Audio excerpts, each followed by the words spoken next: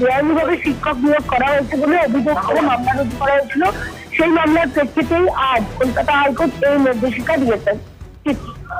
অভিরূপা, সে জায়গায় দাঁড়িয়ে এই যে পর্যবেক্ষণ, সব থেকে বড় জায়গা যে বৈধ না অবৈধ, মানে কোন চাকরি প্রাপক সে বৈধ, কতটা অবৈধ, এই জায়গাটা বুঝতে না পারা, অর্থাৎ এতটাই গুলিয়ে ফেলার মতো একটি পরিস্থিতি হয়ে দাঁড়িয়েছে সেক্ষেত্রে, যাতে যারা বৈধ তাদের ভবিষ্যৎ তো প্রশ্নের মুখে।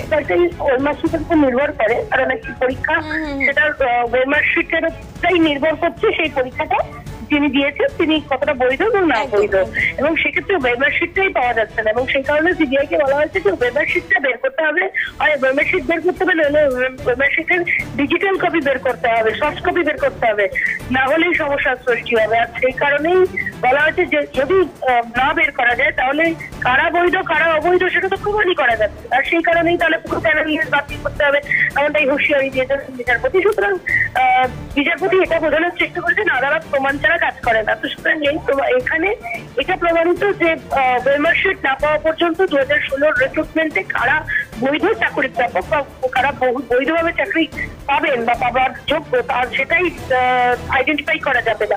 সেই কারণে ওয়েমার্কশিট খুঁজে বার করতে হবে, আর সেটা যত তাড়াতাড়ি সম্ভব সিবিআই করতে হবে, না হলে পুরো প্যানেল বাতিল করে দেওয়ার সিদ্ধান্ত নেবে আদালত। অভিরূপা, এখান থেকেই যে পরিস্থিতি, অর্থাৎ এই ওয়েমার্কশিট না পাওয়া যাওয়া বা ওয়েমার্কশিটের উপর যেখানে গোটা পরিস্থিতি নির্ভর করে থাকে, প্যানেলটাই ডিপেন্ডেন্ট, সেই জায়গায় দাঁড়িয়ে কতটা সময় লাগতে পারে বা কি মনে হচ্ছে অভিরূপা, যেভাবে তদন্ত এতদিন পর্যন্ত এগিয়ে এসেছে এবং এই মুহূর্তে বিচারপতির যা পর্যবেক্ষণ?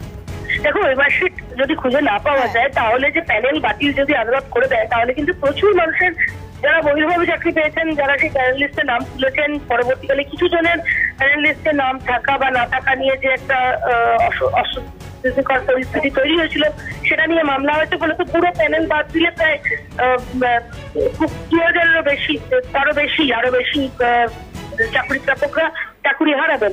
এবং সে কথা বলাই বাহুল্য, কিন্তু এক্ষেত্রে বিচারপতি এটাই বোঝার চেষ্টা করেছেন যে ওয়েমার্কশিট না হলে বা ওয়েমার্কশিটের সফট কপি না হলে কিন্তু প্রমাণ করাই সম্ভব।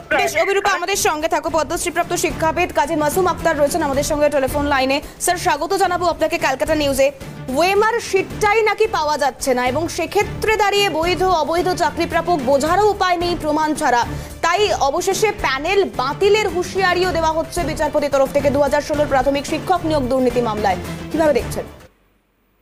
এছাড়া ওনারা কি করার ছিল? অভিজিৎ গাঙ্গুলি সাহেব এখন আর নেই, অনেকে স্বস্তি নিঃশ্বাস ফেলছে।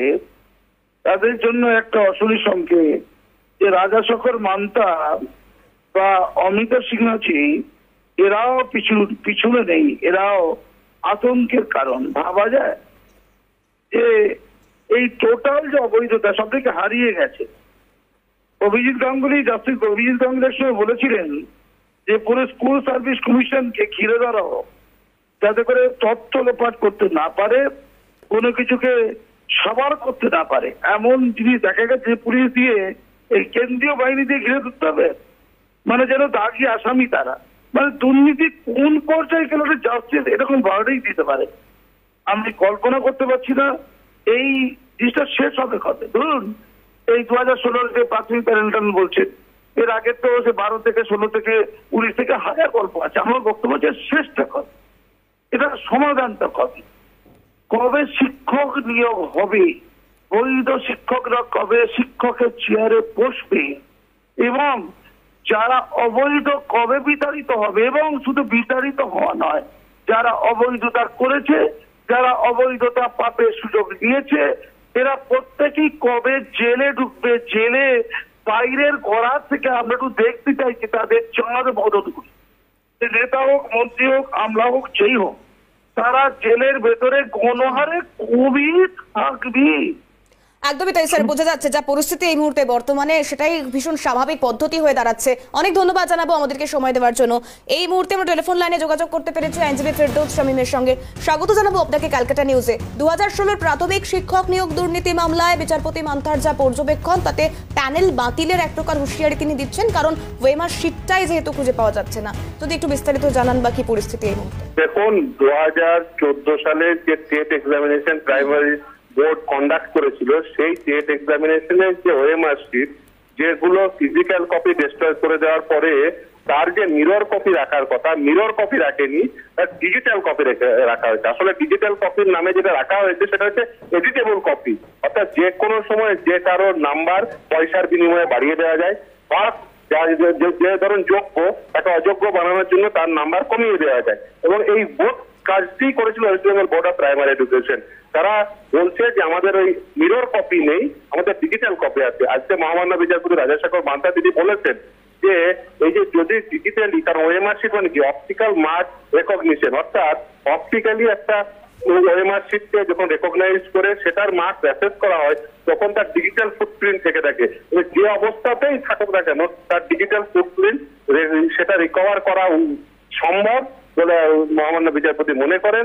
তার মেটা কপি অবভিয়াসলি সম্ভব। আজকে তাই সিবিআই কে নির্দেশ দিয়েছেন যে তারা সেটা রিপোর্ট আকারে দেবে, এবং এই যে তারা ওএমআর শিটকে ডিস্ট্রয় করে দেওয়ার পরে তার ডিজিটাল কপি রাখলো, তারা তার কোনো তার মিরর ইমেজ রাখলো না বা ফিজিক্যাল কপি রাখলো না।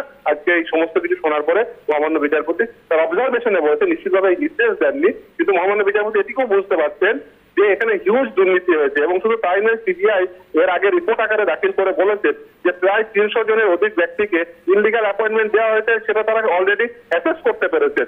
আর যাই হোক না কেন মহামান্য বিচারপতি সিবিআই কে বলেছেন যে যে রিপোর্ট তারা আদালতে ফাইল করেছেন তার একটা সিনোপসিস করে একটা এফিডেভিট দিতে, এবং পরের দিন সেই এফিডেভিটের সাপেক্ষে আমাদের যা বক্তব্য থাকবে আমরা তার অপোজিশন দেবো, তারপরে সেই মামলাটি বিচার হবে। বেশ, অনেক ধন্যবাদ জানাবো আপনাকে আমাদেরকে সময় দেওয়ার জন্য। আইনজীবী ফেরদৌস শামীম, কথা বলছিলাম তার সঙ্গে। অর্থাৎ যে পরিস্থিতি এই মুহূর্তে দাঁড়াচ্ছে তাতে প্রমাণ, অর্থাৎ যে ওয়েমার শিট যার উপরেই গোটা পদ্ধতি বা গোটা বিবেচনা নির্ভর করে থাকে, সেই ওয়েমার শিটটাই যেহেতু পাওয়া যাচ্ছে না, যদিও সিবিআই কে বলা হয়েছে যে ওয়েমার শিটের স্ক্যান কপি খুঁজে পাওয়া যায় কিনা সেটার নির্দেশও দেওয়া হয়েছে, না হলে এই প্যানেল বাতিলের হুঁশিয়ারি বিচারপতি রাজাশেখর মান্থার। আইনজীবী তরুণজ্যোতি তিওয়ারি রয়েছেন টেলিফোন লাইনে। তরুণজ্যোতি, স্বাগত জানাবো ক্যালকাটা নিউজে। 2016 প্রাথমিক শিক্ষক নিয়োগ দুর্নীতি মামলা এবার প্যানেল বাতিলের হুঁশিয়ারি বিচারপতির, কি বলবেন? দেখুন, কোনো হুঁশিয়ারি সেরকম ভাবে দেননি মাননীয় বিচারপতি, যেগুলো বলেছেন সেগুলো খুব অ্যালার্মিং। একদম।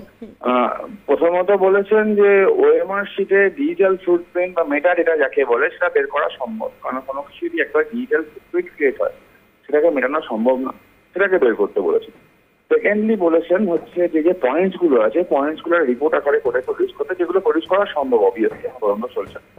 থার্ড, বোর্ডকেও বলেছে যে অ্যাপারেন্টলি গোলমাল হয়েছে, সেখানে কোনো সন্দেহ নেই, পুরো বিষয়টা ধোঁয়াশা আছে, সেখানে কোনো সন্দেহ নেই। এবার এখান থেকে যে পয়েন্টগুলো দাঁড়িয়ে যাচ্ছে, প্র্যাকটিক্যাল ফ্যাক্ট আজকের দিনে যে 2016 প্রাথমিক নিয়োগ প্রক্রিয়া পুরো গোলমালে ভর্তি, যোগ্য প্রার্থীরা বঞ্চিত হয়েছিল এবং অযোগ্য হয়ে চাকরিটা পেয়েছিল, পুরো বিষয়টা সামনে আসে এবং জলের মতো পরিষ্কার। 32,000-এর চাকরি ক্যান্সেল হয়েছিল আপনারা জানেন, সেটা ডিভিশন বেঞ্চে স্টে আছে, ডিভিশন বেঞ্চে মামলাটা এখনো চলছে। তো আজকে যেদিকে যাচ্ছে, মামলাটা যেদিকে যাচ্ছে, আমার মনে হয় যে পুরো প্যানেলটাই বাতিল হয়ে যেতে পারে। এর মধ্যে অনেক যোগ্য চাকরি প্রার্থীও আছে, তাদের মানে এই বোর্ডের ভুলের জন্য তাদের প্রবলেমটাও হতে পারে। বেশ, অনেক ধন্যবাদ জানাবো আমাদেরকে সময় দেওয়ার জন্য। আইনজীবী তরুণজ্যোতি তিওয়ারি, কথা বলছিলাম তার সঙ্গে। ধন্যবাদ জানাবো অভিরূপা হাজরা, আমাদের প্রতিনিধি ছিলেন আমাদের সঙ্গে টেলিফোন লাইনে।